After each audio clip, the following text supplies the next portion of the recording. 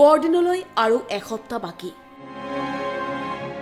সমগ্ৰ বিশ্বৰ লগতে গুৱাহাটীতো আৰম্ভ হৈছে প্ৰি খ্ৰীষ্টমাছ সেলিব্ৰেশন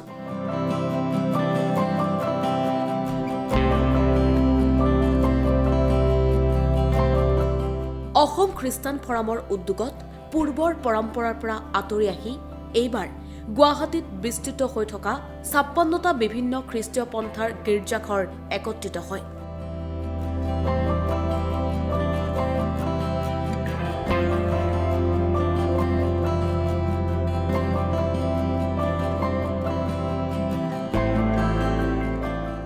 গুৱাহাটীৰ নাৰেংগীত অৱস্থিত এছএফএছ হায়াৰ ছেকেণ্ডাৰী স্কুলত pre Christmas সেলিব্ৰেশন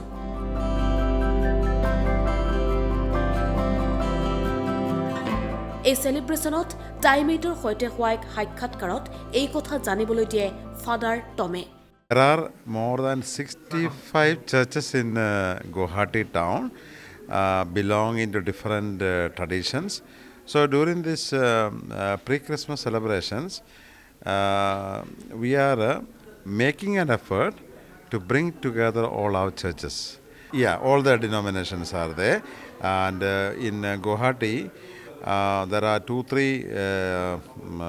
groups of churches. So, for example, Assam Christian Forum, which has got membership of all the, like the Catholic tradition, the Baptist tradition, the CNI tradition, and then also the other Presbyterian tradition.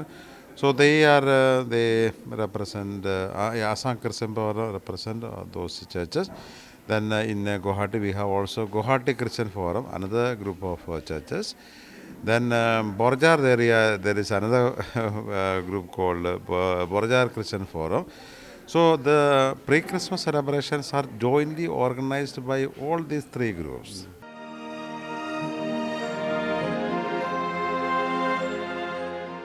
অনুষ্ঠানত নেসকমৰ তৰফৰ পৰা বিশিষ্ট সাংবাদিক পৰেশ আইণ্ডক বিশেষভাৱে সম্বোধনা জনোৱা হয় I would expect that the community, the people should pray and encourage more for these people, for the journalists, those who are standing for truth.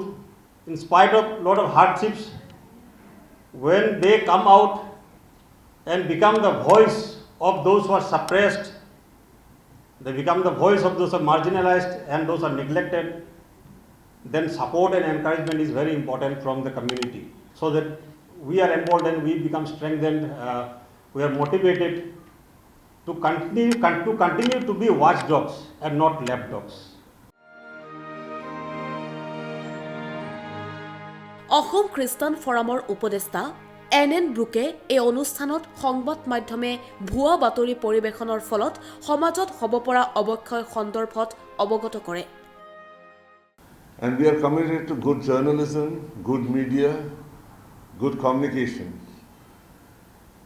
Unfortunately, we are living through a time where things are getting murky by the day. Good news, we talk about the good news in the seasons of Christmas. We are flooded with a lot of false news these days through the different mediums which we open up. Some of them are spewing a lot of violence, some are bringing a lot of hatred. And in this midst of all these things, we are talking about the good news. Assam খ্ৰীষ্টান ফৰামৰ প্ৰথমখন pre Christmas সেলিব্ৰেশন অনুষ্ঠানত বাইবেলৰ সাৰমৰ্ম পাঠ কৰে পেষ্টৰ সৌৰভ মহন্তই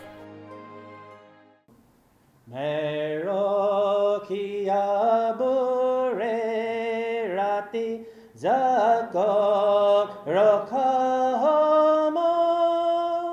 ঈশ্বৰৰ দূত নামি আহি ঠাই কৰে দীপ্তিময় ঠাই কৰে দীপ্তিময় ঈশ্বৰৰ দূত নামি আহি ঠাই কৰে দীপ্তিময় দূতে কলে নকৰিবা মোক দেখি একো ভয়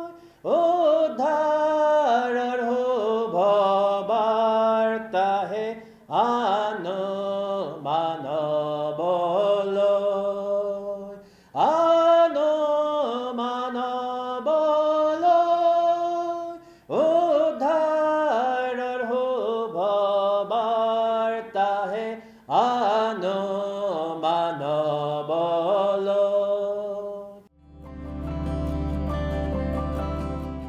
56টা গীৰ্জা একত্ৰিত হোৱা এই বৰেণ্য সফলতাৰ একমাত্ৰ দাবীদাৰ অসম খ্ৰীষ্টান ফৰাম। এই সন্দৰ্ভত অসম খ্ৰীষ্টান ফৰামৰ সাধাৰণ সম্পাদক অমিত কুমাৰ গোল্ডস্মিথে কি কয় শুনো আহক। Trying to involve all the churches around Guwahati and going to different locations so that we can reach as many as possible in this celebration, the Christmas celebration. In Narangi, in this St. Francis de Sales School, Ami Ahisu,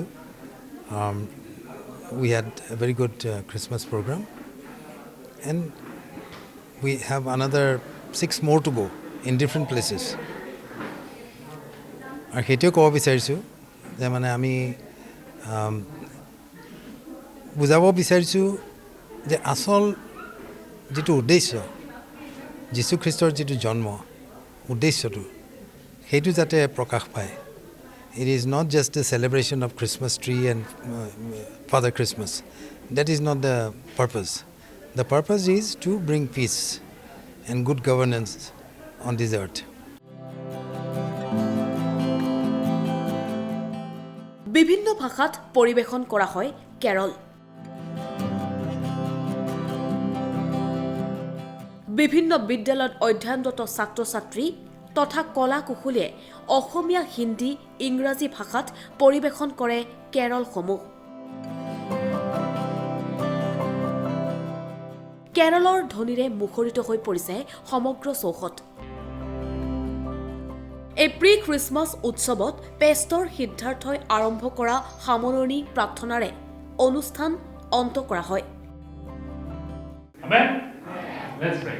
Hallelujah. Thank you, Lord Jesus. We give you glory for this wonderful time. And Lord, thank you for us here who have taken the initiative to bring the joy of this season into our heart as we are having program all over Guwahati. And thank you, Lord, for this movement and the participation of everyone. News Desk Report, Time 8.